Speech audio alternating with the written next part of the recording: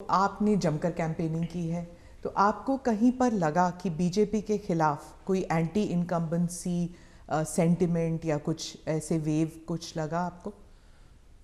वैसे चुनाव घोषित होने के बाद मैं किसी राज्य का दौरा नहीं कर पाया हूँ, क्योंकि इलेक्शन कमीशन ने कुछ मर्यादाएं रखी थी और मेरा प्रयास रहता है कि मैं मर्यादाओं का पालन करूं।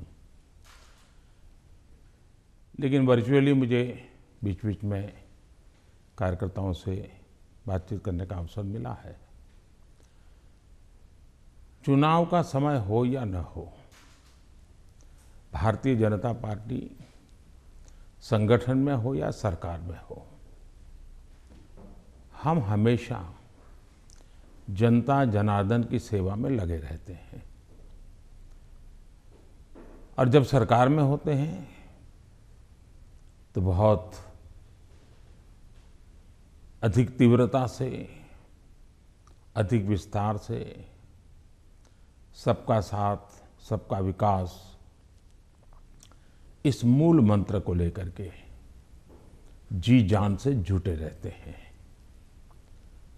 और मैं इस चुनाव में भी सभी राज्यों में देख रहा हूं कि भारतीय जनता पार्टी के प्रति लहर है। भारी बहुमत से भारतीय जनता पार्टी जीतेगी और भारतीय जनता पार्टी को सेवा करने का मौका इन सभी 5 राज्यों की जनता देगी। और ये भी सही है कि जिन राज्यों में हमें सेवा करने का मौका मिला है, उन्होंने हमें परखा है, हमारे काम को देखा है और उसका परिणाम होगा। पहले के ज़माने में पॉलिटिकल फील्ड में एनालिसिस करते समय एक शब्द पॉपुलर हो चुका है, एंटी इनकम्बेंसी। मैं समझता हूं कि हमारे देश में वक्त बदला, लेकिन कभी कभी टर्मिनोलॉजी नहीं बदली। और ये कारण ये है कि पहले जो सरकारें चलती थी वो फाइलों पे हस्ताक्षर करना, मनमर्जी के लोगों की फाइल को प्रायोरिटी देना, योजनाएं चुनाव को केंद्र में रख के घोषित करना और कभी कभी जाकर के फीते काट के चले आना, शिलान्यास करके चले आना। डिलीवरी के तरफ कभी योगदान उनका ध्यान नहीं रहता था। उनको लगता था घोषणा हो गई, यानी विज्ञान भवन में दिया जलाया तो उनको लगता था काम हो गया। और जब लोगों को काम नजर नहीं आता है और घोषणाएं बार बार सुनने को मिलती हैं, तब एंटी इनकम्बेंसी का जन्म होता है। लेकिन जब काम करने का प्रयास दिखता है, दिन रात की मेहनत दिखती है, आसपास में कुछ न कुछ पॉजिटिव होता हुआ दिख रहा है, तो फिर एक विश्वास बनता है कि वहाँ हो रहा है तो कल मेरे यहाँ भी होगा। गरीब को घर उसको मिल गया तो कल मुझे भी, गरीब हूँ, मेरा घर इस बार लाइन नंबर नहीं लगा लेकिन कल मुझे मिलेगा। ये विश्वास पैदा होता है। और इसके कारण भारतीय जनता पार्टी के कल्चर में जहाँ भी हमें स्थिरता के साथ काम करने का मौका मिला है, वहाँ एंटी इनकम्बेंसी नहीं, प्रो इनकम्बेंसी का माहौल होता है। और भारतीय जनता पार्टी हमेशा प्रो इनकम्बेंसी को लेकर के चुनाव में अधिक ताकत से उभर करके आती है। पर उत्तर प्रदेश में एक खासियत रही कि एक ही पार्टी को दोबारा चांस नहीं देते हैं, मौका नहीं मिलता है। लेकिन आपको लगता है कि इस बार जो है, क्योंकि 3 चुनावों में उन्होंने बीजेपी को वोट दिया है, 2014 में, 17 में, 20 में आपको वोट दिया, तो आपको क्या लगता है कि आपने ही बहुत अच्छे ढंग से इस बात को कह दिया है कि 2014 में हमें वोट मिला, फिर 2017 में मिला, 19 में, हाँ, फिर 2019 में मिला, यानी 3 बार मिला। मतलब जो पुरानी थियरी है, एक बार आओ एक बार जाओ वाला, उत्तर प्रदेश ने पहले ही नकार दिया है। जब पहले ही नकार दिया है तो अब क्यों आगे बढ़ाएगा? भारतीय जनता पार्टी ने अनुभव किया है कि हमें 14 में स्वीकार किया, फिर काम देखा 17 में स्वीकार किया, काम देखा 19 में स्वीकार किया, काम देखा 22 में स्वीकार करेंगे। जी। सभी तस्वीरों में जो पोस्टर्स छपती हैं उनमें मोदी जी की तस्वीर होती है और योगी जी की।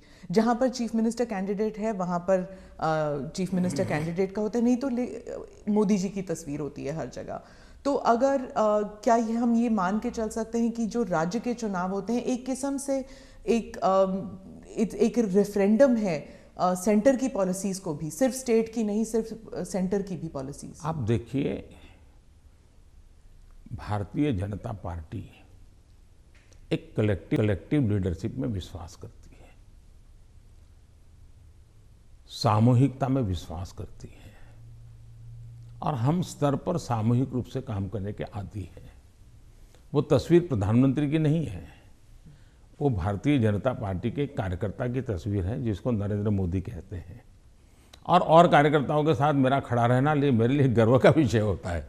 अगर मेरे साथी कार्यकर्ताओं के बीच में मेरी भी फोटो होती है तो मैं भी उन कार्यकर्ताओं जैसा लगता हूँ। मुझे लगता है हाँ, मैं भी उन्हीं के बराबर हूँ, मैं किसी से ऊपर नहीं हूँ, किसी से आगे नहीं हूँ। तो मेरे लिए तो उस फोटो का मतलब इतना ही होता है। और देश की जनता भी ऐसे, ये जो फैशन हो गई है कि हर चुनाव या ना फलाने का, हर चुनाव ढीकने का, मैं समझता हूँ ये चुनाव हमारे कार्य का है, हमारे आचार विचार का है, हमारी नीतियों का है और सबसे ज़्यादा हमारी नीयत का है। और मैं मानता हूँ देश उसको समर्थन कर रहा है। तो अगर पार्टी जीतती है इलेक्शन में तो बीजेपी कहती है ये मोदी की जीत है, तो अगर हारती है तो क्या आप इसको एक कभी कभी पर्सनल भी लेते हैं कि, और क्या मंथन चलता है पार्टी में आप बाकी लीडर्स के साथ बैठ के कि गलती कहाँ पे हुई और कहाँ पे हमको रोल बैक करना चाहिए या गलतियाँ सही करनी चाहिए? आपने बहुत सही सवाल पूछा है। भारतीय जनता पार्टी, हम चुनाव हार करके ही जीतने लगे हैं। हमने बहुत पराजय देखे हैं, जमानतें जब्त होती देखी है। मैं तो तब राजनीति में नहीं था, लेकिन एक बार मैंने देखा कि चुनाव में ये जनसंघ था, उस समय शायद दीपक निशान था उनका, और कहीं मिठाई बांट रहे थे। तो हमने सुना ये मिठाई क्यों बांट रहे, तो सब हार गए। तो बताया कि साहब हमारे 3 लोगों की जमानत बच गई है इसलिए हम मिठाई बांट रहे हैं। उस जमाने से हम लोग गुजरे हुए लोग हैं और इसलिए जय और पराजय दोनों हमने देखा है। हम जब विजयी होते हैं तो हमारी कोशिश ये है कि हम ज़्यादा से ज़्यादा जमीन से जुड़े, जमीन के साथ जितना गहरा नाता बनता जाए हम बनाएं। हम जब चुनाव जीतते हैं तो हम लोगों के दिल जीतने के काम में कभी कमी नहीं आने देते। हमारे लिए हर पल, हर दिन, हर योजना, हर काम जनता जनार्दन के दिलों को जीतना, और दिल तब जीते जाते हैं जब उनको समाधान होता है, संतोष होता है। तो हम हमारी शक्ति उसी में लगाते हैं और हम बहुत कॉन्शियसली प्रयास करते हैं कि जीत हमारे सर पे न चढ़ जाए, हमारे दिमाग में वो सवार न हो जाए, और इसलिए हम धरती पर रहते हैं। जहाँ तक पराजय का सवाल है, हम पराजय में भी आशा को खोजते रहते हैं। हम निराशा में डूब करके इसने किया, उसने किया, इसको वो ये करो, डिकना करो, फलाना करो, इस चक्कर में नहीं पड़ते। हम सोचते हैं कि सामने वाले की रणनीति क्या थी, उसके तौर तरीके क्या थे, वो लोगों को गुमराह करने में क्यों सफल हुआ, हमारी बात को हम कैसे पहुंचाएंगे। हम औरों का भी अभ्यास करते हैं, हमारा भी अभ्यास करते हैं, हम स्थितियों का भी अभ्यास करते हैं, हम उस प्रकार के योजनाओं का भी अभ्यास करते हैं और फिर हम आगे की रणनीति बनाते हैं। हम हर चुनाव से सीखते हैं, चुनाव जय का हो या चुनाव पराजय का हो। हमारे लिए चुनाव एक प्रकार से ओपन यूनिवर्सिटी है जिसमें हम नए रिक्रूटमेंट के लिए अवसर भी मिलता है और अपने आप को तराशने का भी अवसर मिलता है। तो हम चुनाव को एक प्रकार से हमारा एजुकेशन का पीरियड मानते हैं। आप योजनाओं का की बात कर रहे थे। अखिलेश जी कहते हैं कि उत्तर प्रदेश में कोई योजनाएं आपकी नहीं थी, माने नहीं बीजेपी की नहीं थी, वो उनकी अपनी योजनाएं हैं। आप अपना अपनी जामा पहनाते हैं और आप अपनी उपलब्धि बताते हैं उसे। मुझे बहुत आनंद होता है जब ये सुनता हूं तो योगी जी की इतनी मेहनत और इतनी सफल योजना, उसको साकार करना और उसको कभी कोई एनकैश करने के लिए इधर उधर की बातें करता है, तो मैं उसमें से एक अर्थ ये निकालता हूं कि योगी जी की ये योजना इतनी अद्भुत है, असंभव को उन्होंने संभव करके दिया है, तभी जाकर के विरोधी भी उसको कैश करने के लिए मैदान में उतर पड़े हैं। वरना विरोधी विरोध करता, कैश करने के लिए मैदान में उतरा है, मतलब योजना अच्छी है, योजना सफल है और सफल तरीके से समय सीमा में उसको पूरा किया है। और एक प्रकार से मैं इसको योगी जी की क्रेडिट मानता हूँ। दूसरा विषय है, हमारे देश में एक कल्चर चला कि राजनेता और सरकारों का काम क्या, हर चीज़ पे हाथ डाल देना, बोलते रहना ये करेंगे वो करेंगे ये करेंगे वो करेंगे, कभी इसके में, और कोई चीज़ दुनिया में उन्होंने छोड़ी नहीं है। कोई नेता मिल जाएगा वो कहेगा हम चंद्र पर मानवी भेजने वाले हैं, कोई नेता मिल जाएगा उसने कभी कहा होगा कि हम चंद्र पर व्यवस्थाएं खड़ी करने वाले हैं, और 100 साल के बाद भी, 50 साल बाद, 30 साल भी कोई कर देगा तो वो कहेंगे हाँ देखो हमने उस समय कहा था। तो ऐसे लोग तो बहुत मिल जाएंगे। आपने क्राइम फ्री उत्तर प्रदेश का जिक्र किया है आपने भाषणों में, पार्लियामेंट में भी आप कर रहे थे। आपने कहा कि समाजवादी पार्टी जो है वो दंगाइयों की पार्टी है, आपने, और योगी जी ने कहा कि गुंडे हैं उस पार्टी में। तो क्या आप, और समाजवादी पार्टी कहती है कि उनकी खामियां हैं और इसलिए वो हम पर एलिगेशंस करते हैं। क्या आप ये आप कैटेगोरिकली कह सकते हैं कि यूपी जो है वो क्राइम फ्री की तरफ बढ़ रही है और ये हो सकता है, संभव है? पहली बात है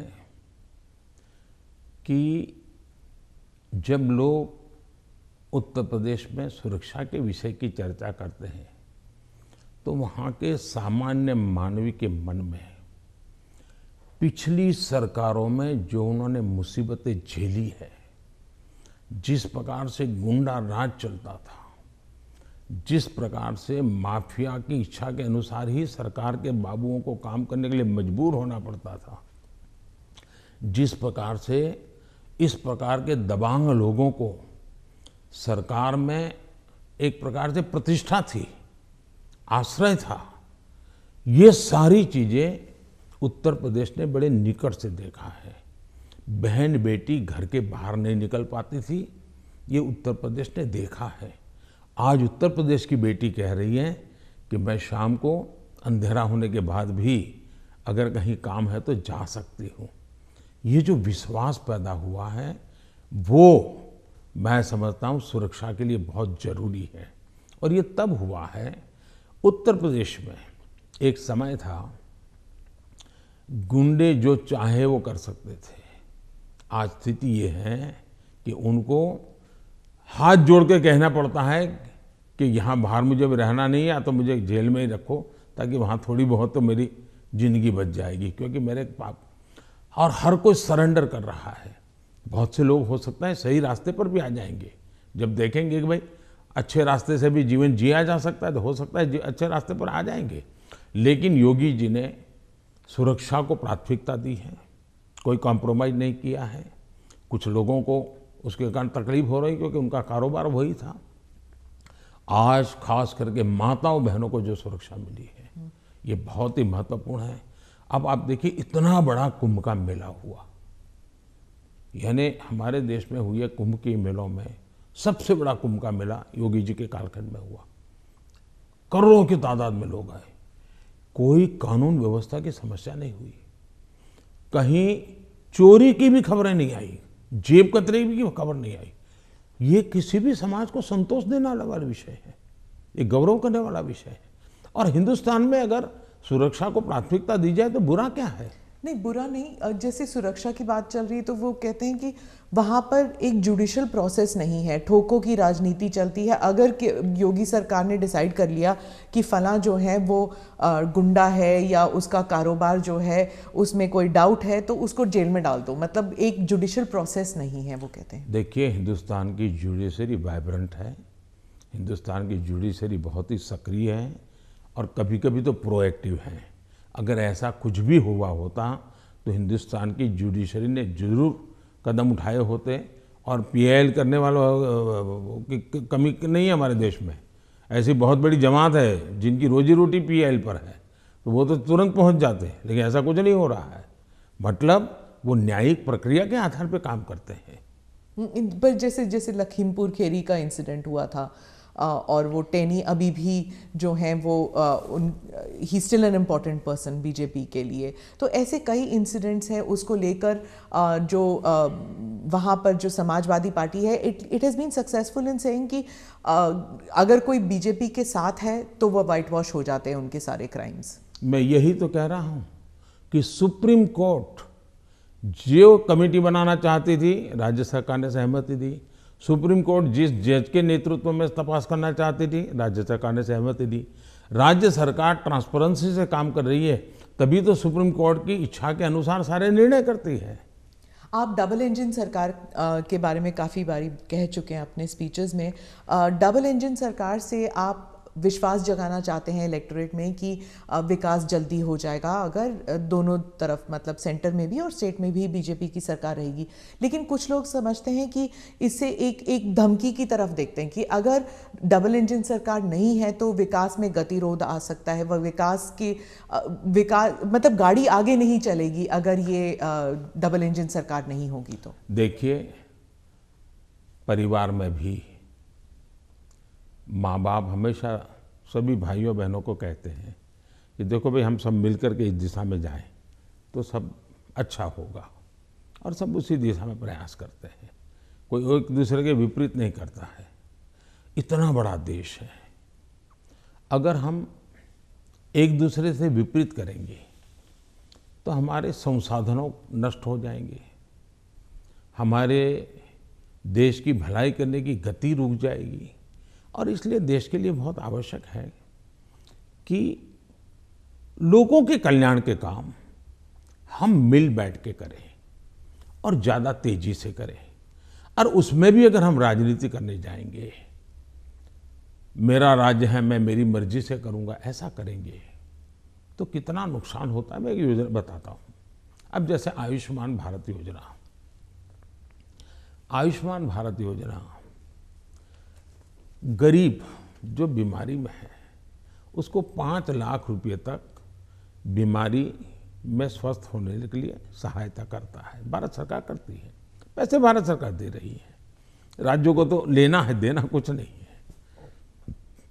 कुछ राज्यों में अपनी अपनी योजनाएं हैं, हमें कोई इससे इतराज भी नहीं है। हम नहीं कहते कि योजना बंद करो, लेकिन इससे फायदा ये होता है कि मान लीजिए उत्तर प्रदेश का कोई नागरिक है और केरल गया हुआ है और वहाँ उसको कुछ हो गया, तो ये योजना ऐसी है कि केरल में भी उसको ट्रीटमेंट मिलेगी। उसको उत्तर प्रदेश में ही बीमार होगा तो लाभ होगा ऐसा नहीं, केरल में भी। इसका मतलब कि आयुष्मान भारत योजना से जोड़ना मतलब दोनों इंजन जुड़ जाएंगे तो गरीबों को लाभ होगा कि नहीं होगा। लेकिन कुछ राज्य ऐसे हैं जिनको लगता है नहीं, हम आयुष्मान भारत से नहीं जोड़ेंगे। दिल्ली में क्या ऐसी सरकार है। अब दिल्ली का नागरिक हिंदुस्तान के किसी कोने में जाएगा और वहां कुछ हुआ तो उसको वो लाभ नहीं मिलेगा। अब क्या कारण है कि इसका विरोध किया जा रहा है। उसी प्रकार से हमने one nation one ration card क्यों किया कि भाई कोई भी मजदूर हिंदुस्तान के किसी भी कोने में जाएगा, एक ही राशन कार्ड होगा। अगर वो महाराष्ट्र में है तो भी उसको फेयर प्राइस ऑफ से उसको अनाज मिल जाएगा। अब 2 राज्य ऐसे निकले जिनको सुप्रीम कोर्ट को डंडा मारना पड़ा, कहना पड़ा कि भाई one nation one ration card गलत क्या है, तुम लागू करो। अब इसलिए हम कहते हैं कि डबल इंजन की सरकार होती है तो गरीबों को सबसे ज्यादा लाभ होता है।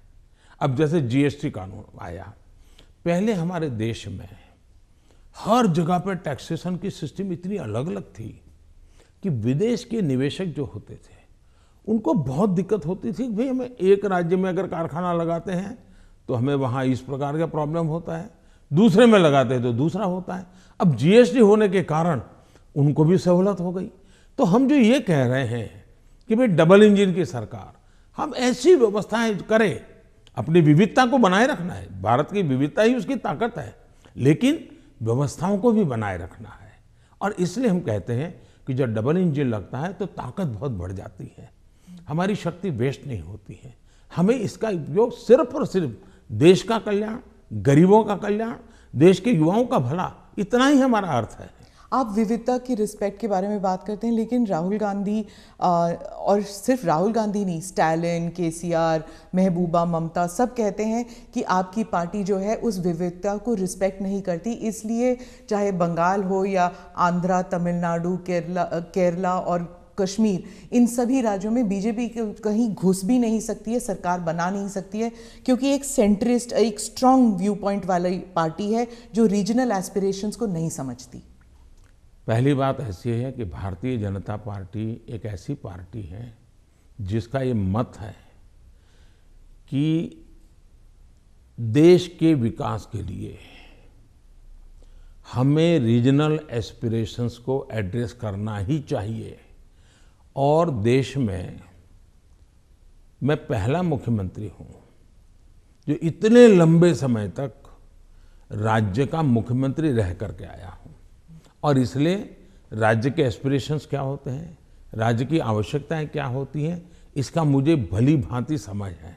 और इसी के कारण हम हिंदुस्तान के सभी राज्यों की भला, अब देखिए मैं दुनिया के मेहमान आते हैं तो पहले उनको दिल्ली में ही आना और जाना हो जाता था, मैं ऐसा नहीं करता हूँ। आप ट्रंप को ले गए गुजरात?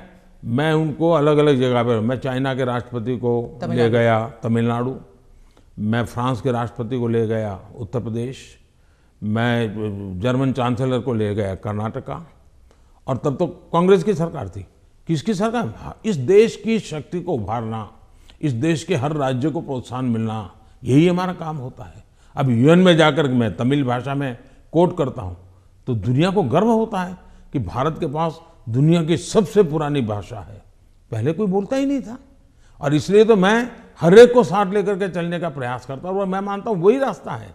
हम विविधता में एकता के दर्शन करते हैं, लेकिन आज दुर्भाग्य से कुछ नेता अपने निजी स्वार्थ के लिए विविधता को एक दूसरे के साथ विरोध के लिए सीड्स के रूप में उपयोग कर रहे हैं। ये बहुत बड़ा दुर्भाग्य है। हमें विविधता में से एकता को पनपाना है। तो आप कह रहे हैं इससे अलगाववाद बढ़ेगा?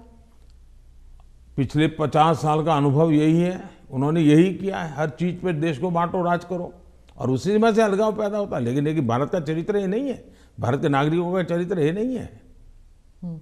आप इसको एक do you see it as a threat कि अगर इसे अभी नहीं रोका जाएगा तो सेपरेटिस्ट एलिमेंट्स आ जाते हैं कि जैसे अगर कश्मीर का अलग बात है, नॉर्थ ईस्ट की बात अलग है, लेकिन अगर आप द्रविड़ मूवमेंट को देख लेंगे या कहीं और राज्य में देख लेंगे, अगर रीजनल एस्पिरेशंस को बढ़ाया जाता है तो क्या एक यूनिटी फैक्टर में कोई देखिए हमने दरार पड़ सकता है? मैं बताता हूँ काम करने का तरीका कैसे होता है। हमारा ये मत है सामाजिक न्याय। भारत जैसे देश में इतनी विविधता भरा समाज व्यवस्था, और अगर सामाजिक न्याय के सिद्धांत में हम थोड़ा सा भी ऊंचे नीचे करेंगे तो हमारे देश को बहुत नुकसान होगा। इसलिए समाज का छोटे से छोटे तबके के व्यक्ति को भी विकास में पूरा सहयोग मिलना चाहिए और विकास के लिए अवसर मिलना चाहिए। जैसे समाज के अंदर सामाजिक न्याय की आवश्यकता है, वैसे ही राष्ट्र में भी कोई एक इलाका बहुत आगे बढ़ जाए और कोई इलाका पीछे रह जाए तो कभी भी देश का भला नहीं होगा। हमारे यहाँ सर्वांगीण विकास होना चाहिए, सर्वसमावेशक विकास होना चाहिए, सर्वस्पर्शी विकास होना चाहिए, सर्वहित में विकास होना चाहिए। और इसलिए हम एक विषय लेकर के आए जिसमें भी मैं देख रहा हूं कि सभी राज्य हमारे साथ मिलकर के कंधे से कंधा मिलाकर के काम कर रहे हैं। एक राज्य नहीं कर रहा है, ये दुर्भाग्य है, बाकी सब राज्य कर रहे हैं। क्या है, हमने देखा कि हिंदुस्तान में 100 से थोड़े ज़्यादा कुछ जिले ऐसे हैं कि जो राज्य की एवरेज से भी बहुत पीछे हैं। हर प्रकार से वहाँ का धन तो सब राज्य जिलों को समान मिलता है, तो ऐसा क्यों होता है? गवर्नेंस के प्रॉब्लम, योजनाओं का अमलीकरण नहीं। हमने ऐसे जिलों को एस्पिरेशनल जिलों के रूप में आइडेंटिफाई किया और राज्य सरकारों की सहमति से किया। करीब 110-115 जिले हैं और उस पर हमने स्पेशल फोकस किया। मैं खुद जिलों से बात करता हूँ, उन जिलों में कल्याणकारी योजनाएं ज़्यादा से ज़्यादा पहुँचे। मैं राज्य सरकारों को प्रार्थना करता हूँ कि वहाँ यंग अफसरों को लगाइए, IAS अफसरों को, प्रमोटेड अफसरों को या रिटायर्ड एज वाले लोगों को वहाँ मत भेजिए, यंग लोगों को लगाइए। और मैंने देखा कि सभी राज्यों ने मेरी इस बात को माना, यंग अफसरों को लगा। दूसरा, मैंने कहा बार बार ट्रांसफर मत कीजिए, उनको वहाँ रहने दीजिए 3 साल, उनको कहिए कि तुम काम करो, बाद में तुम्हें अच्छा पोस्टिंग देंगे। सभी राज्यों ने मेरी मदद की और आज ये जो एस्पिरेशनल डिस्ट्रिक्ट है वो राज्यों की एवरेज से भी कुछ तो आगे निकल रहे हैं, कई पैरामीटर में आगे निकल रहे हैं। अब देश का भला हो रहा है। तो मेरा फेडरलिज्म में छोटे से छोटी इकाई का भी भला हो। अब जैसे ऑप्टिकल फाइबर नेटवर्क हिंदुस्तान के हर गांव में जाना चाहिए। हम लगे हैं, पैसे लगा रहे हैं, पूरी ताकत लगा रहे हैं। क्यों? हमें तो पूरे देश को ऊपर लाना है। यही तो रीजनल एस्पिरेशंस को एड्रेस करने का हमारा तरीका है। ये बात चलती है कि ये मोदी दी एडमिनिस्ट्रेटर है। अब अगर आप मोदी द पॉलिटिशियन के बारे में बात करूं तो जो पोलराइजेशन हमारे सोसाइटी में है वो हर इलेक्शन में उभर कर आती है, जाति के नाम पर हो या धर्म के नाम पर हो। कोई ना कोई किस्सा ज़रूर हो जाता है इलेक्शन से पहले। तो मोदी दी एडमिनिस्ट्रेटर आपने बता दिया आपने क्या क्या किया है, मोदी द पॉलिटिशियन नहीं कर पाया है अभी तक। पहली बात है कि भारतीय जनता पार्टी, उसका मंत्र है सबका साथ, सबका विकास, सबका विश्वास और सबका प्रयास। हमने हमारे इन सिद्धांतों को कभी बदला नहीं है। आपने मेरे मुंह से सैकड़ों बार इसको सुना होगा और मैं तो देख रहा हूं इन दिनों दुनिया के देश भी मेरे इस वाक्य का अपनी भाषा में ट्रांसलेशन करके सुनाते हैं कि मोदी इन सिद्धांतों पे काम करते हैं। और इसलिए हम मानते हैं कि सबका साथ यही हमारा मंत्र रहा, हम करते हैं। समाज व्यवस्था तो है ही है, इसको तो कोई नकार नहीं सकता है। लेकिन हैरानी तब होती है जब मैं देख रहा हूं मीडिया में हम समाज को कोई दबा कुचला वर्ग हो उसकी चिंता हमको करनी चाहिए, क्यों नहीं करनी चाहिए। लेकिन हम कहेंगे भाई इस समाज में अगर पंथ के आधार पर देखें तो इस संप्रदाय में इस प्रकार की जाति व्यवस्था का वर्णन करेंगे और इस समाज में हम कभी नहीं करेंगे। क्या वहाँ भी समाज के और वर्गों में जातियाँ नहीं हैं, ऊंच नीच नहीं है, वहाँ पर बैकवर्ड नहीं। अब जैसे मेरे यहाँ गुजरात में मुस्लिम संप्रदाय में मैं समझता हूँ कि 70 जातियाँ ऐसी हैं जो ओबीसी हैं और मेरे गुजरात में जब मैं था उनको ओबीसी की कैटेगरी में बेनिफिट मिलता था। लेकिन कभी मैं मीडिया में नहीं देख रहा हूँ कि भाई वहाँ कितने ओबीसी को टिकट मिला, वहाँ कितने पिछड़ों को टिकट मिला, कुछ नहीं। तो ये इस प्रकार की राजनीति कौन करते हैं जी? क्या इसे बाहर आना चाहिए कि नहीं आना चाहिए? हम टिकट देंगे तो भी जाति के आधार पर बंटवारा शुरू कर देते हैं, इसी भाषा में वर्णन करते हैं। किस जाति का कितना वोट मिलेगा ये भी कह रहे हैं। हम ये सारी भाषा को बदलना चाहिए और इसलिए सबका साथ सबका विकास हम उसी मंत्र को लेकर के चलना चाहते हैं, ताकि हमारा मत है कि देश की एकता देश को आगे ले जाने के लिए बहुत आवश्यक है। पर जो अल्पसंख्यक हैं वो दरार में गिर जाते हैं, वो जो फिशर्स होते हैं उनमें गिर जाते हैं। जो वो आपने तो कई सारे उदाहरण दे दिए जहाँ पर वो जैसे आपने कहा कि कार्ड यहाँ पर भी इस्तेमाल हो सकता है, वहाँ पर भी इस्तेमाल हो सकता है, बहुत सारी योजनाएं हैं। लेकिन जब ऐसे पोलराइजेशन की जो किस्से हो जाते हैं तब क्या होता है, मीडिया में भी आ जाता है, और जब मीडिया में आता है minorities are not safe in India, international media में भी आ जाता है। जो पूंजी निवेश करना चाहता है बाहर बैठ के, वो सोचता है यहाँ पॉलिटिकल अनरेस्ट है, मैं क्यों यहाँ पर पैसे लगाऊं। तो एक आज विश्व में भारत ने अपनी एक अच्छी पहचान भी बनाई है, और वो मीडिया की ताकत से भी आगे निकल गई है। अब जहाँ तक मीडिया का सवाल है, वो क्यों ऐसा करते हैं, किसके कारण करते हैं, किसके लिए करते हैं, किसके कहने से करते हैं, किसके दबाव में करते हैं, ऐसे विषयों पर मेरा टिप्पणी करना उचित नहीं है। लेकिन मेरा इतनी समझ जरूर है कि मीडिया वर्ल्ड में भी एक बहुत बड़ा कंपटीशन है। उनको भी टिकने के लिए, अपने व्यापारिक हितों के लिए भी बहुत जिद्दोजहद करनी पड़ रही है। वो भी एक एलिमेंट है मीडिया की, कुछ मजबूरियां भी हैं उनकी। इस सब के बावजूद भी हमारी बात दुनिया में पहुंची है, इन्हीं लोगों के माध्यम से पहुंची है, क्योंकि अच्छे लोग भी हैं, नहीं है ऐसा नहीं है। जहां तक विदेश का मीडिया का कुछ सवाल है, दुनिया में मैंने देखा है कि कोई ही देश होगा, रेयर एक्सेप्शन, मैं भारत की बात नहीं कर रहा हूं, मैं बाहर की बात कर रहा हूं, कि जहां का मीडिया अपने देश के हितों के खिलाफ कुछ करता हो, कभी नहीं करते। तो कभी कभी ये मीडिया हाउस भी उनके देश के हितों के लिए भी, देशों के बीच की जो स्पर्धा होती है तो एक लाइन ड्रॉ करते हैं, तो उनकी एक अपनी दुनिया है, चलने दीजिए। लेकिन आप देखिए क्या कारण है कि आज सबसे ज़्यादा एफडीआई है भारत में, क्या कारण है सबसे ज़्यादा एफआईआई है, क्या कारण है इतना निवेश आ रहा है, क्या कारण है कि जब आयुष्मान कोरोना आया, दुनिया के 150 के करीब देश भारत की दवाई के लिए, मुझे लगातार हिंदुस्तान, दुनिया के मैक्सिमम लोगों ने मुझ पर टेलीफोन करके दवाइयाँ मांगी होगी। तो भारत की प्रतिष्ठा है तभी तो कर रहे हैं। और इसलिए ये जो हम 24 घंटे हेडलाइन के भरोसे राजनीति करते हैं, उनकी मजबूरियां होगी। मैं तो दुनिया के लोगों के सामने सत्य लेकर के जाता हूं, सच्चाई पहुंचा के रहता हूं, और दुनिया को भारत की तरफ आकर्षित कर रहा हूं। और पीएलआई इसके अभी हम लाए, कितना बड़ा रिस्पांस मिल रहा है जी, कितना समर्थन मिल रहा है। समाजवाद के बारे में आपने कहा कि जो समाजवादी पार्टी है ये फेक सोशलिस्ट हैं, नकली सोशलिस्ट हैं।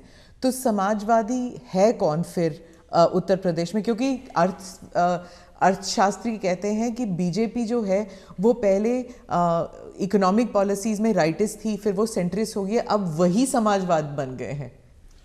पहली बात है, भारतीय जनता पार्टी जनसंघ के जमाने से हमारी आर्थिक सिद्धांतों की चर्चा आप सुनोगे तो यही रही है कि हम देश की जनता पे भरोसा करते हैं, देश की जनता के सामर्थ्य पर भरोसा करते हैं।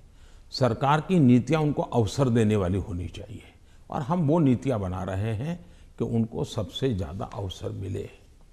दूसरी बात है, हमारा मत है, government has no business to do a business.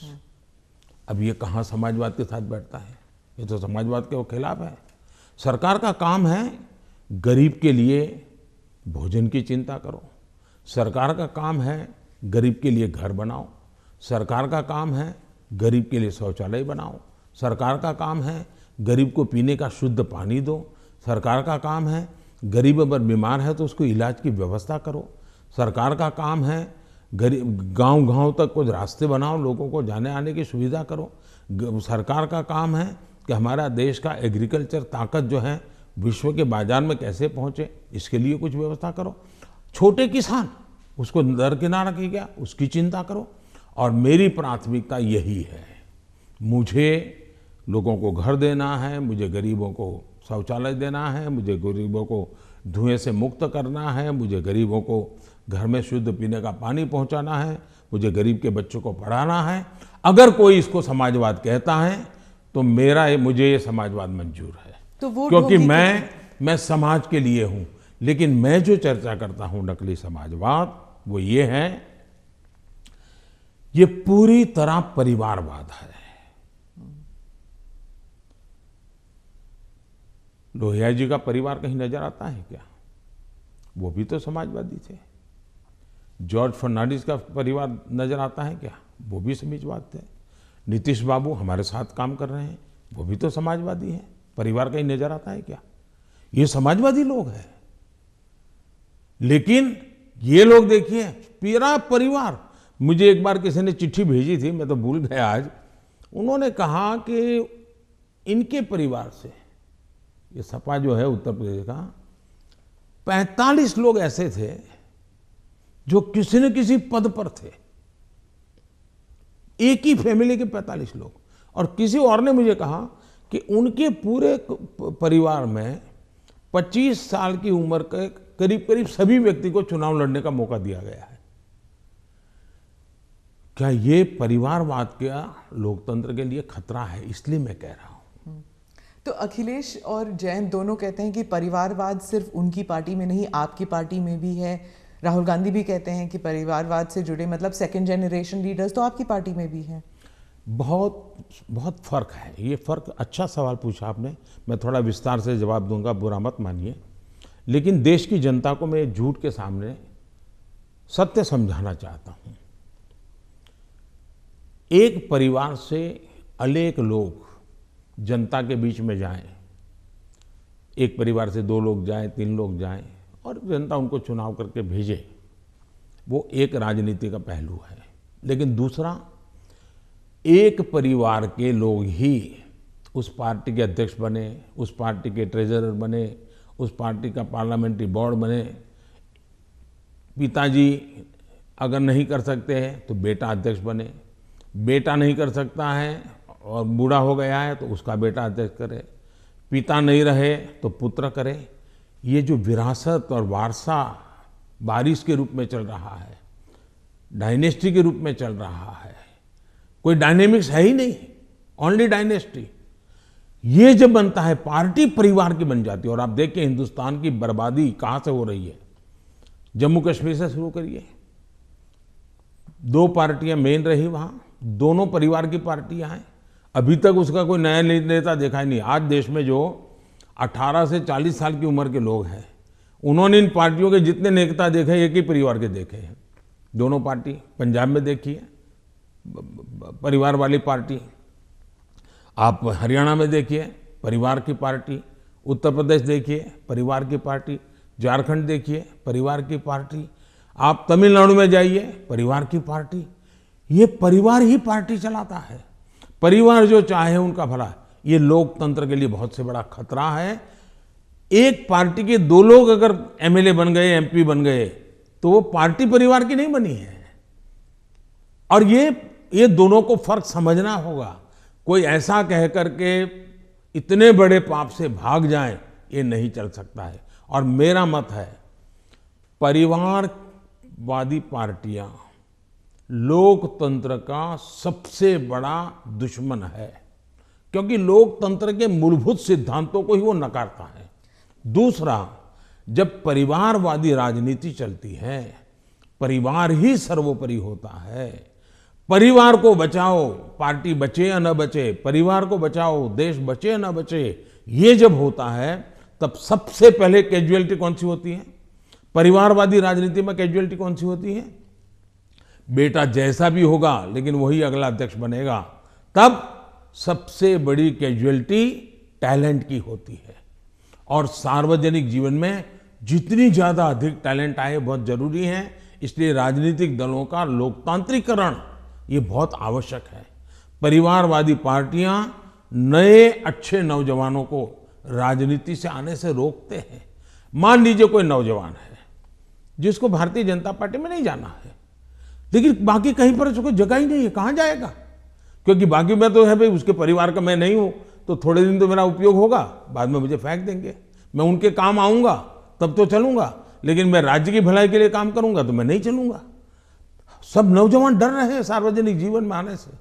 Bharatiya Janata party को आ रहे हैं तो लोगों को लगता है कि भारतीय जनता पार्टी क्यों बढ़ रही है, क्योंकि लोकतांत्रिक तरीके से चल रही है। तो आप जब परिवार के बारे में बात करते हैं, स्पेशली पॉलिटिकल पार्टीज के जो पॉलिटिकल फैमिलीज हैं, तो कांग्रेस कह रही है जान के आपने जवाहरलाल नेहरू के स्पीचेस के बारे में, दोनों सदनों में जो आपने स्पीच दिए, राज्यसभा में, लोकसभा में, वहाँ पर आपने नेहरू जी के स्पीचेस पर बहुत तवज्जो दी और यही दिखाने के लिए कि नेहरू जी ने भी ऐसे काम किए हैं जिसके लिए आप उन्हें क्रिटिसाइज कर रहे थे। तो राहुल गांधी ने देर रात को मीडिया से बात करते हुए कहा कि I don't need a certificate from Modi ji about my great grandfather. तो अब ये फिर अब पूरा परिवार के ऊपर बन गया है कंट्रोवर्सी। हालांकि आपने जो एग्जाम्पल्स दिए थे वो परिवार के ऊपर नहीं था। पहली बात है, मैंने किसी के पिताजी के कुछ नहीं कहा है, मैंने किसी के दादाजी के लिए कुछ नहीं कहा है, नहीं मैंने किसी नाना जी के लिए कहा है, नहीं मैंने किसी की माता जी के लिए कुछ कहा है। मैंने देश के प्रधानमंत्री ने क्या कहा वो कहा है, और सरकार एक कंटिन्यूटी होती है। और इसलिए एक प्रधानमंत्री के ये विचार थे तब क्या स्थिति थी, आज के प्रधानमंत्री के ये विचार है क्या स्थिति है, और देश का ये हक बनता है। अब दूसरा, बार बार हमें कहा जाता है आप नेहरू जी का नाम लेते नहीं, आप नेहरू जी का नाम, अब हम लेते हैं तो भी मुश्किल हो रहा है।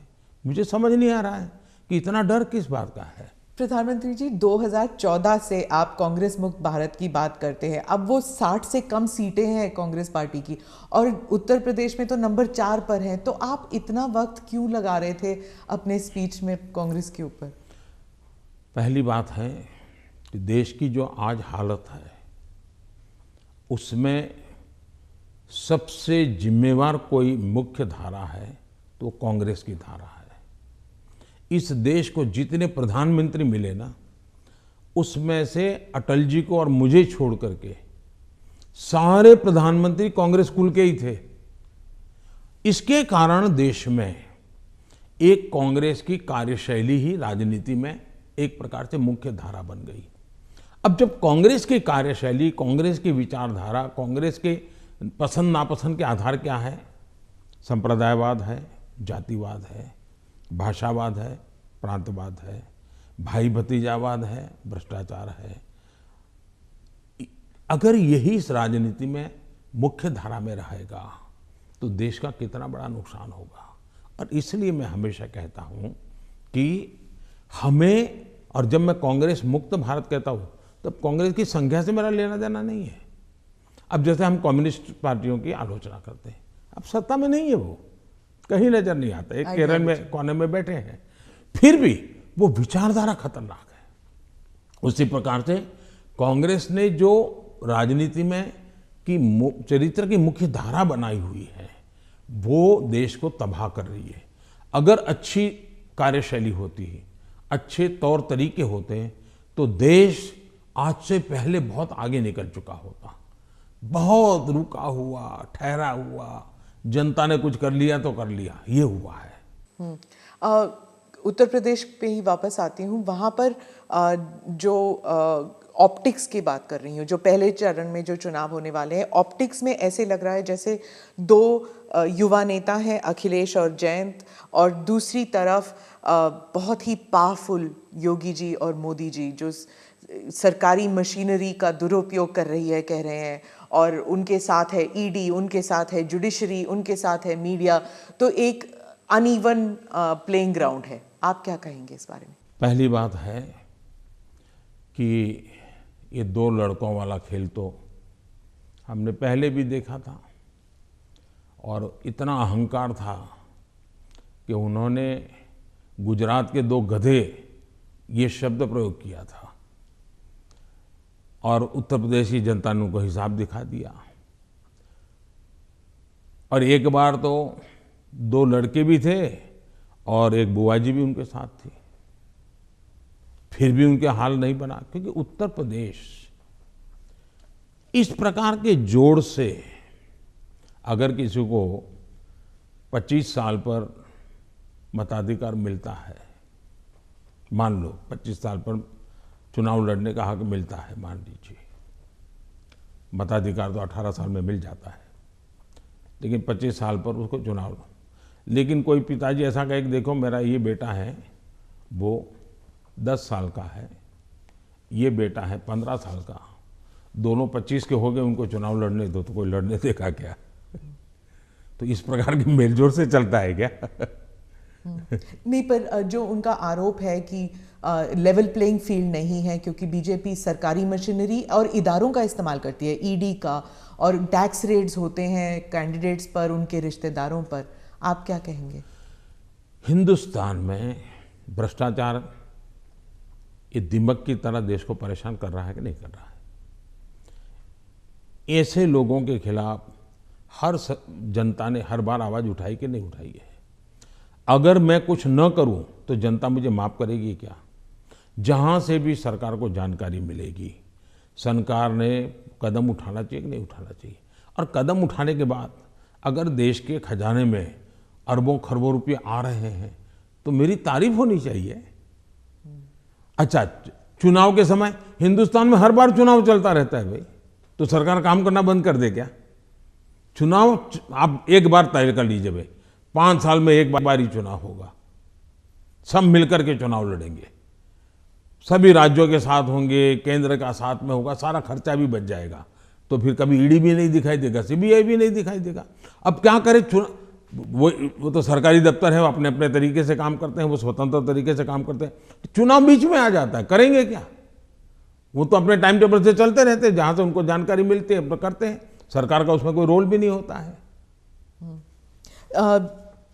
ये पहला चुनाव है किसान कानून वापस लेने के बाद चुनाव। जब आपने देश के नाम संदेश किया तो उस टाइम आपने कहा कि ये चुनाव से संबंधित डिसीजन नहीं था, आपने पूरे उस प्रक्रिया के बारे में बताया, लेकिन आपके समर्थक भी कह रहे थे that there was so much of personal capital. प्रधानमंत्री जी शायद कन्विंस नहीं कर पाए किसानों को कि ये देश हित में है, किसानों के हित में है, और उसकी वजह से आपके समर्थन भी जो हैं वो डिसअपॉइंट हो गए थे। तो क्या आप इसको एक व्यक्तिगत रूप में आप इसको एक हार मानते हैं? देखिए, मैं किसानों के दिल जीतने के लिए निकला हुआ इंसान हूँ। मैं छोटे किसानों का दर्द समझता हूँ और मैंने हमेशा उनके दिल जीतने का प्रयास किया है, और हिंदुस्तान भर के किसानों का मैंने दिल जीता भी है, मेरा साथ दिया है, समर्थन किया है। लेकिन मैंने कहा था, उस दिन भी कहा था टीवी में, कि मैंने किसानों की भलाई के लिए कदम उठाए, लेकिन आज देश के हित में मैं वापस कर रहा हूं। मैं समझता हूं इसको अधिक विस्तार मुझे करने की जरूरत नहीं है। बाद के घटनाक्रमों से पता चलेगा कि क्यों जरूरत पड़ी थी। तो क्या आप एक डायलॉग करने के लिए फिर से तैयार हैं, किसानों को कन्विंस करने के लिए? इस देश के लोकतंत्र का ये सबसे पहला कर्तव्य बनता है, लोकतंत्र में जनप्रतिनिधि का और सरकार का, कि जनता के साथ संवाद करते ही रहना चाहिए, और हम लगातार करते हैं। हम कभी भी संवाद टूटना जिसके पक्ष में है ही नहीं। हर किसी को, मुझे भी सुनना चाहिए, मेरी सरकार को भी सुनना चाहिए, और बातचीत करना ही चाहिए। बातचीत हमेशा होनी चाहिए, और इश्यू पर चर्चा ना हो ऐसा नहीं है। जैसे हम बजट के पहले बजट कैसा बने हद से क्यों पूछते हैं, किसानों से पूछते हैं कि बजट कैसा बनना चाहिए, उनके विचार लेते हैं। ये हम तो मानते हैं कि सब कुछ ज्ञान बाबुओं के पास है और नेताओं के पास है, ऐसा हम नहीं मानते। हमारे देश के पास, हर नागरिक के पास अनुभव है, हर नागरिक के पास ज्ञान का भंडार है। हम तो सबसे संवाद करना चाहते हैं, सबसे सीखना चाहते हैं, सबके सुझावों के आधार पर हम चलना चाहते हैं।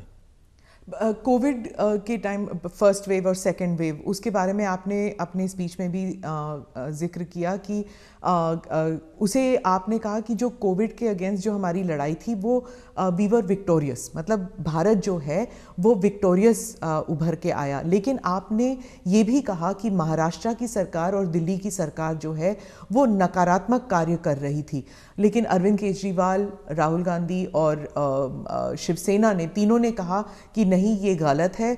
कोविड की लड़ाई में जो नाकामयाबी सरकार की थी, सेंट्रल गवर्नमेंट की थी, वो हम पे लादा जा रहा है। मैंने ये कहा कि कांग्रेस पार्टी जब लॉकडाउन हुआ, WHO समेत सब लोग कहते थे कि जो जहां है वहां रहे, वो एक जगह से दूसरी जगह पे न जाए, वरना कोरोना के वो शिकार हो जाएगा, उसका जीवन को तकलीफ हो जाएगी।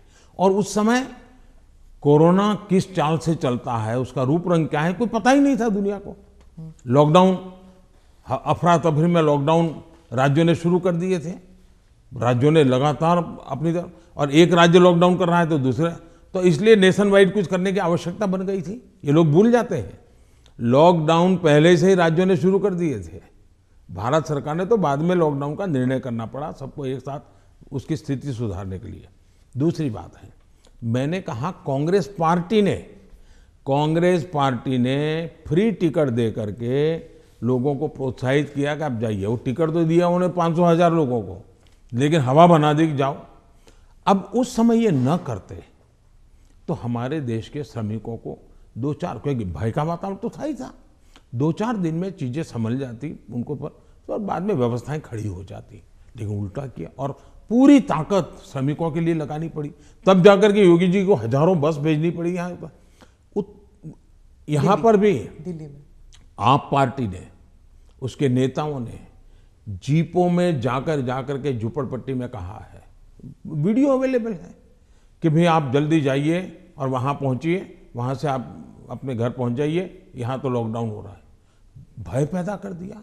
और मैं हमेशा कहता हूँ, ये भारत की जनता इतने बड़े संकट में, दुनिया मानती थी कि हिंदुस्तान का हालत सबसे खराब होगा, और स्वाभाविक था कि इतनी बड़ी जनसंख्या, हम इस प्रकार से समूह में रहते हैं, हमारा जीवन भी सामूहिक होता है, और ये बीमारी ऐसी है कि तुरंत लपेट लेती है, तो हमारे लिए हर प्रकार के संकट थे, ये तो मानना पड़ेगा। और बीमारी ने दुनिया भर को जिस प्रकार से समृद्ध देशों को तबाह कर दिया है, उसकी तुलना में हम बच पाए, तो हम गर्व से कह सकते हैं कि भाई हिंदुस्तान के नागरिकों ने जो भी उनके पास संसाधन थे, उन्होंने अपने डिसिप्लिन को फॉलो किया और उन्होंने अपने आप को बचाने में काफ़ी मदद की। तो विजय मैंने जो भी कहा है 130 करोड़ को, लेकिन मैंने ये कभी नहीं कहा कि कोरोना खत्म हो गया। मैं तो आज भी कहता हूँ ये बहुरूपिया है, वो कभी भी नए रंग रूप के साथ मैदान में उतर आता है और हमारी स्थितियों को चुनौती देता है। हमें हर बार डायनेमिक व्यवस्था से नई नई व्यवस्थाएं खड़ी करनी पड़ रही है और हमें जागरूक रहना पड़ेगा। प्रधानमंत्री जी, चुनाव 5 राज्यों में है। अब पंजाब की बात करती हूँ, तो आपको क्या लगता है कि बीजेपी ने जो अपना एलाई खोया है पंजाब में, उसकी वजह से मतलब तीसरी पार्टी आ रही है शायद पंजाब में पहली बार, पर बीजेपी कभी अपना रूट्स बना नहीं सकी उस राज्य में। क्या आप इसको एक राजनीतिक विफलता मानते हैं? मैं समझता हूं कि मेरी पार्टी के जो वरिष्ठ नेताओं ने उस समय जो नीतियां बनाई, जो रणनीतियां बनाई, वो उस समय के लिए बहुत अनिवार्य थी, और उसके कारण पंजाब की एकता, पंजाब के अंदर फिर से एक बार शांति का माहौल बने, पंजाब खून खराबे से बाहर निकले। और मैं मानता हूं कि भारतीय जनता पार्टी ने अपने राजनीतिक स्वार्थ के बजाय पंजाब का हित सुप्रीम माना, और उसने राजनीतिक जो भी कॉम्प्रोमाइज़ करने की आवश्यकता थी किया, वो बहुत ज़रूरी था, इसलिए किया। हम पंजाब को खून खराबे से बाहर निकालना चाहते थे, हम पंजाब को शांति देना चाहते थे, और उसके लिए अगर बीजेपी का नुकसान होता है तो होने देंगे, ये हमने होने दिया। बीजेपी तब भी पनप सकती थी, लेकिन हमारे लिए ज़रूरी था कि हम उस रास्ते पर चले जिसके कारण हम यहाँ पर सुख शांति का माहौल बनाने में हम बहुत बड़ा पॉजिटिव योगदान दे सके, और वो हमने किया, और पंजाब को बाहर निकालना में उस संकट से बाहर आए। जहाँ तक राजनीति का सवाल है, आज भारतीय जनता पार्टी सबसे अधिक विश्वसनीय पार्टी के रूप में पंजाब में उभरी है। आपने देखा होगा, बहुत बड़े वरिष्ठ लोग, समाज जीवन के वरिष्ठ लोग, जिनका राजनीति से लेना देना नहीं थे, वैसे बहुत बड़ी मात्रा में पिछले दिनों भारतीय जनता पार्टी ज्वाइन किया है। फिर जो राजनीति के बहुत बड़े महारथी हैं, ऐसे लोगों ने भी अपने पुराने दल छोड़ करके भारतीय जनता पार्टी, टिकट दे या न दे, लेकिन भारतीय जनता पार्टी पंजाब के स्थिरता के लिए, पंजाब के विकास के लिए, पंजाब की शांति के लिए बहुत जरूरी है, और इसलिए पंजाब में भारतीय जनता पार्टी का शासन बनना चाहिए। आज पंजाब से आवाज उठी है और इसलिए है हम आगे बढ़े हैं। आज दो दल भारतीय जनता पार्टी के साथ जुड़ गए हैं। कैप्टन साहब और ढींडसा साहब बहुत पुराने लोग हैं जो राजनीति के वहाँ महारथी रहे, 3-3 दशक तक जिन्होंने वहाँ की राजनीति को दिशा दी है। ये लोग आज भारतीय जनता पार्टी को पसंद कर रहे हैं और इसलिए मैं मानता हूँ कि भारतीय जनता पार्टी पहले की तुलना में बहुत ही यशस्वी होगी। पंजाब के लोगों के जो एस्पिरेशंस कई कारणों से हमने भी शायद कॉम्प्रोमाइज कर करके अपनी पार्टी का नुकसान किया, हो सकता है कुछ लोगों का भी हुआ होगा, लेकिन अब जब हम खुल करके आए हैं तो उनका भी हौसला बुलंद हो गया। जो लोग दबे हुए रहे थे वो भी खुल करके हमारे साथ आए हैं। हमने किसान को डायरेक्ट बेनिफिट के लिए हम अड़े रहे, हमने कैप्टन साहब को समझाया, कैप्टन साहब हमारे साथ थे, उस समय वो मुख्यमंत्री थे, सहमत हुए और किसान को डायरेक्ट बेनिफिट ट्रांसफर हमने किया पंजाब में उसकी खेत की। तो मैं 1000 से ज़्यादा वीडियो निकली है, 1000 से ज़्यादा सोशल मीडिया में, एक मिनट की वीडियो में देख रहा था, मैंने भी कभी 10-12 तो देखी होगी। किसान कह रहा है कि मेरा खेत तो उतना ही है, मेरी फसल वही है जो मेरे 20-25-30 साल से हम कर रहे हैं, पैदावार भी उतनी है, लेकिन मेरे घर में इतने रुपये पहले कभी नहीं आए जितने मोदी जी की सरकार ने डायरेक्ट बेनिफिट ट्रांसफर का निर्णय किया और किसान को जो माल है उसका पैसा सीधा बैंक में खाते में उसके जाएगा। तो सारे बिचौलिए गए, कट जो होता था वो गया और मुझे मेरा पूरा पैसा मिला। ये छोटा किसान आज भारतीय जनता पार्टी का जय जयकार कर रहा है।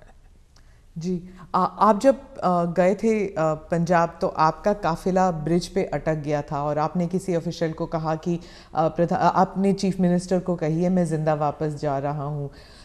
बहुत सारी इन्वेस्टिगेशन भी चल रही है सिक्योरिटी को लेकर, लेकिन उस वक्त आपको कैसे महसूस हुआ था, क्योंकि आप पंजाब से पता नहीं कब से जुड़े हुए हैं? मैं इस पूरे नॉर्थ से पार्ट से मेरा बहुत निकट नाता रहा है। मैं पंजाब में बहुत रहा हूँ, मैं पंजाब की मेरा बड़ा नाता रहा है।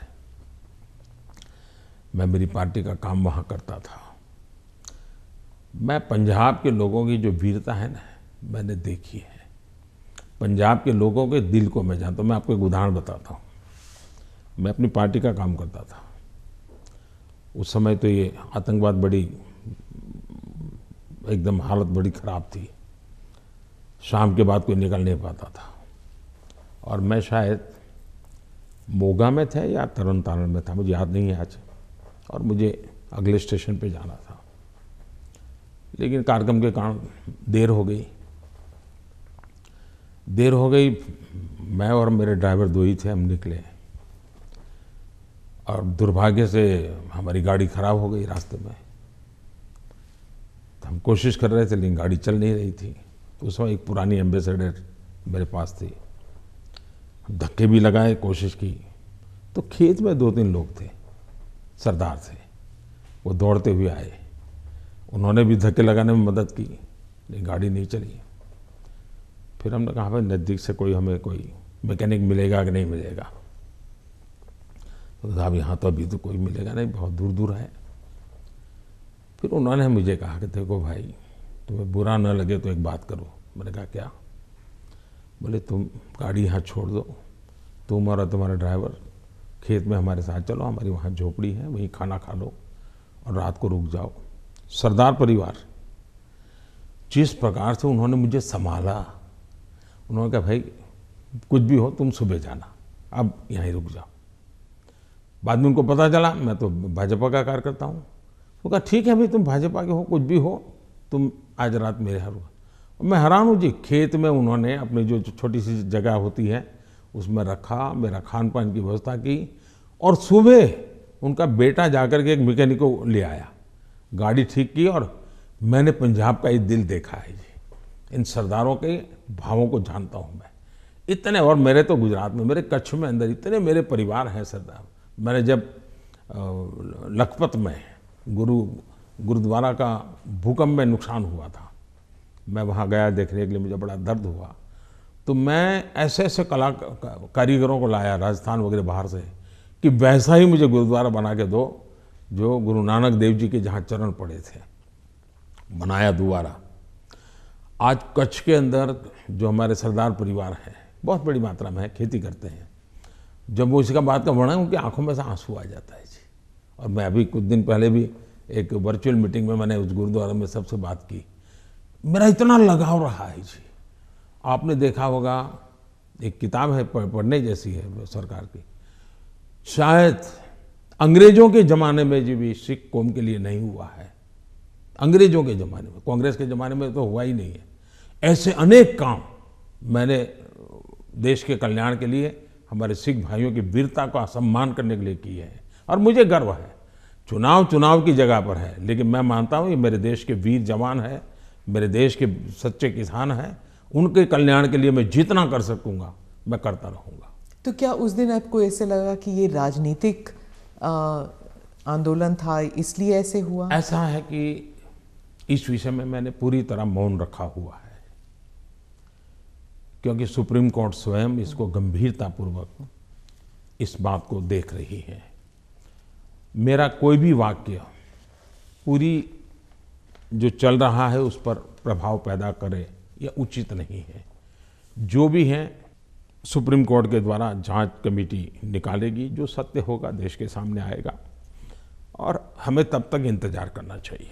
जी, आपने दोनों स्पीच में, राज्यसभा में भी और लोकसभा में भी, आपने कई बार कांग्रेस पर हमला किया, और कांग्रेस पार्टी कहती है कि आपने राहुल गांधी के जो एलिगेशंस थे, चाहे बेरोजगारी पर हो या भारत चाइना पर हो, आपने उसका जवाब नहीं दिया, उल्टा उन पर वार किया। तो पहली बात यह है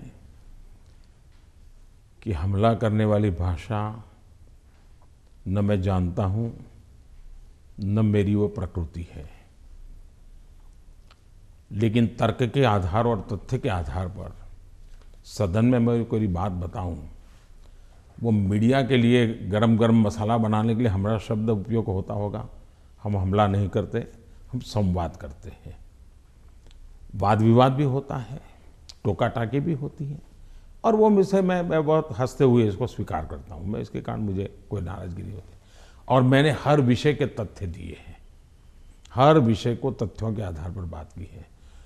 कुछ विषयों पर सदन में हमारे विदेश मंत्रालय ने विस्तार से कहा है, कुछ विषयों पर हमारे रक्षा मंत्रालय ने विस्तार से कहा हुआ है, और कुछ विषयों पर जरूरी जहाँ था वहाँ मैंने भी कहा है। और इसलिए इस प्रकार से जो सुनते ही नहीं है, जो सदन में बैठते ही नहीं है, अब उनकी कमेंट पर मैं जवाब क्या दूंगा? आपने कहा कि आपने मन बना लिया है, 100 साल आप पावर में नहीं आना चाहते, तो मैंने भी मन बना लिया। आपने क्या मन बनाया? हमने मन बना लिया है कि अब राष्ट्र को हम उस बुराइयों की तरफ जाने नहीं देंगे। हम देश में जनहित के लिए जीने वाले, जनहित के लिए जूझने वाले, जनता जनार्दन के सपनों को पूरा करने वाली व्यवस्थाओं को ही बनाएंगे, उसी को बढ़ाएंगे, उसी को चलाएंगे, जरूरत पड़ेगी तो उसको साथ देंगे। यही हमारा रहेगा रास्ता। हम जो देश को तबाही के रास्ते पर ले जाने वाले जितने तरीके हैं वो नहीं आने देंगे। ANI के साथ बात करने के लिए धन्यवाद। बहुत बहुत धन्यवाद। नमस्कार।